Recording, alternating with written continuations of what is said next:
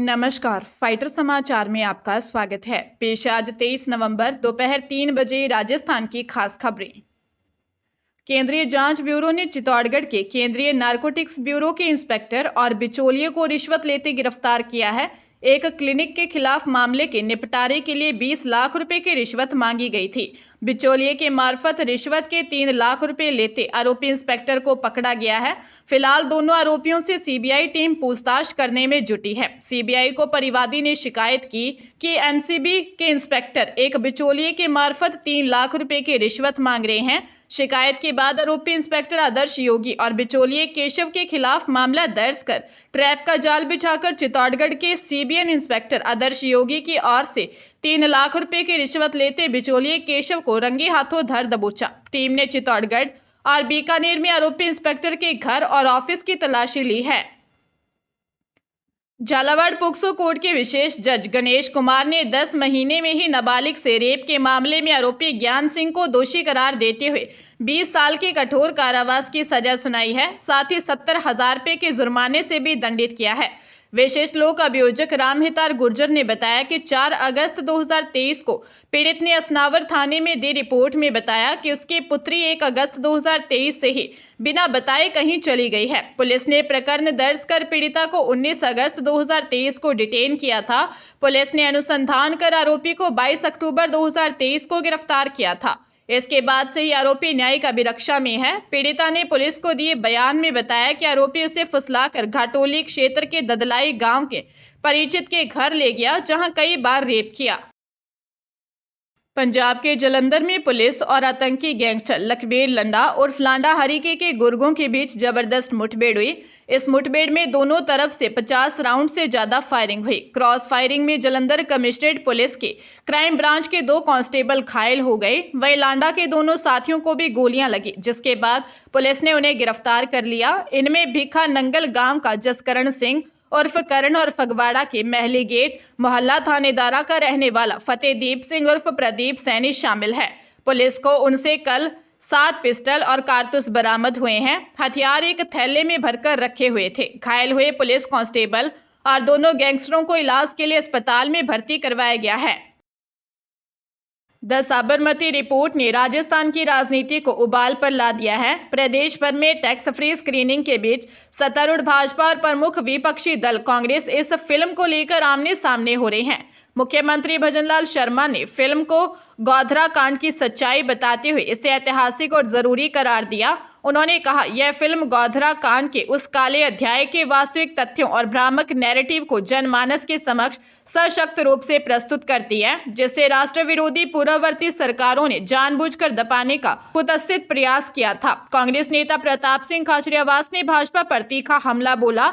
उन्होंने आरोप लगाया कि भाजपा सरकार इस फिल्म के जरिए समाज में नफरत और दंगे भड़काना चाहती है।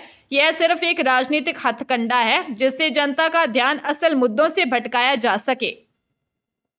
बांसवाड़ा जिले में शहर निवासी एक युवक से ब्याह रचाने के 2 माह बाद ही लुटेरी दुल्हन 6 लाख रुपए और 12 तोला सोना ले उड़ी। राजतालाब थाने में पीड़ित ने लुटेरी दुल्हन आगरा निवासी सुमन पुत्री पप्पू सिंह, पप्पू पुत्र श्रवण लाल के साथ ही दलाल उदयपुर के खैरवाड़ा निवासी दिलीप पंचौरी और हाउसिंग बोर्ड निवासी संदीप जैन के खिलाफ दी रिपोर्ट में बताया कि 2 साल पहले दोनों दलाल आए और बेटे की शादी कराने की बात कही। कुछ दिन बाद आगरा की लड़की बताई, साथ ही उसके परिवार को ले गए। वहां लड़की पसंद आने पर लड़की वाले बांसवाड़ा आए और 5 लाख रुपए लेने के बाद अगरसेन वाटिका में सुमन के साथ शादी करवा दी। पीड़ित परिवार ने बहू को अंगूठी, चूड़ी, नाक कान के साथ सोने का हार और अन्य स्वर्ण आभूषण दिए।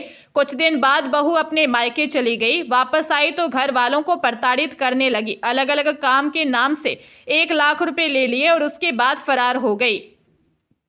धौलपुर के पोक्सो कोर्ट ने नाबालिग का अपहरण कर रेप करने के दोषी को 10 साल कठोर कारावास की सजा सुनाई है।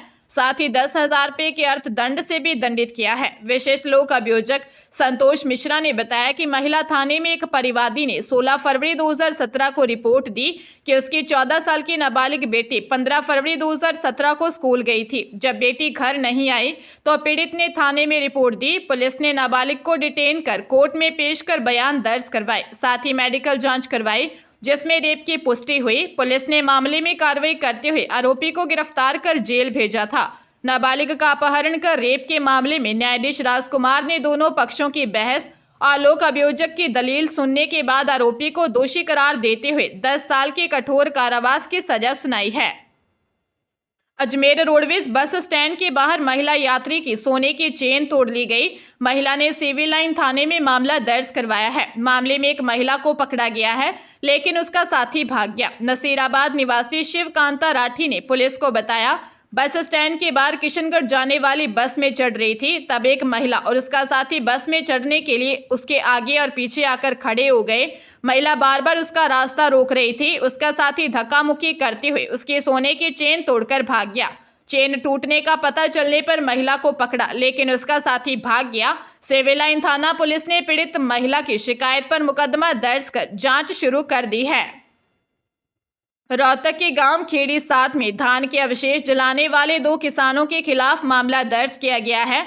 गांव स्तरीय निगरानी टीम को उनके खेतों में पराली जली हुई मिली, जिसकी लोकेशन हरसेक से प्राप्त हुई। कृषि विभाग के अधिकारी संदीप हुड्डा ने रोहतक के IMT थाने में धान के अवशेष जलाने की शिकायत दर्ज करवाई। शिकायत में कहा गया कि धान की कटाई के बाद बचे अवशेषों को जलाने पर रोक लगाई गई है। इसको लेकर उप कृषि निदेशक रोहतक के आदेशानुसार गांव स्तरीय संयुक्त टीम का गठन किया गया है। हरसेक से आग लगाने की लोकेशन प्राप्त हुई। इसके बाद खेतों का निरीक्षण करने के दौरान गांव स्तरीय निगरानी टीम ने पाया कि 2 किसानों ने अपने खेतों में धान के अवशेष जलाए हैं, जिसमें गांव खेड़ी 7 निवासी मित्रा प्रवीण और सुभाष शामिल हैं। इनके खिलाफ थाने में शिकायत दर्ज करवाई गई।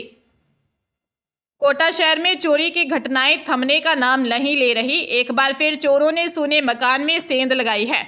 अज्ञात बदमाश मकान के मेन गेट का ताला तोड़कर अंदर घुसे। 1.5 लाख की नकदी, LED स्क्रीन समेत चांदी के गहने लेकर फरार हो गए। घटना के वक्त परिवार के सदस्य गमी में शामिल होने गांव गए थे। वापस लौटने पर घर का ताला टूटा मिला। कमरों में सामान बिखरा हुआ था। नाता थाने में पीड़ित ज्ञान सरोवर कॉलोनी निवासी निशांत जैन ने बताया कि कुछ दिन पहले दादी की मौत हुई थी। परिवार के लोग दादी की गमी में शामिल होने कापरेन गए थे।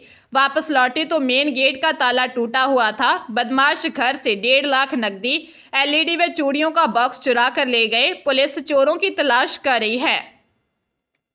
भीलवाड़ा जिले में अपने दोस्त के साथ घूम रही एक नाबालिग लड़की और उसके फ्रेंड को डरा धमकाकर 4 बदमाशों ने उसके साथ गैंग रेप किया। जैसे तैसे किशोरी इन बदमाशों के चंगुल से भागकर अपने घर पहुंची और अपने साथ हुई वारदात की जानकारी देने के बाद परिजनों के साथ सुभाषनगर थाने पहुंची। पुलिस ने मामला दर्ज कर जांच शुरू की और मामले में एक युवक को हिरासत में लिया है। साथ ही 2 बाल अपचारियों को डिटेन किया है। मामले में चौथे आरोपी की तलाश जारी है। दरअसल पीड़िता 4 दिन पहले अपने दोस्त के साथ कोठारी नदी क्षेत्र की तरफ घूम रही थी। इस दौरान वहां 4 बदमाशों ने सुनसान जगह देखकर किशोरी और उसके दोस्त को जान से मारने की धमकी दी और मारपीट के बाद चारों ने किशोरी से गैंग रेप किया। फिलहाल पुलिस मामले की गहनता से जांच कर रही है।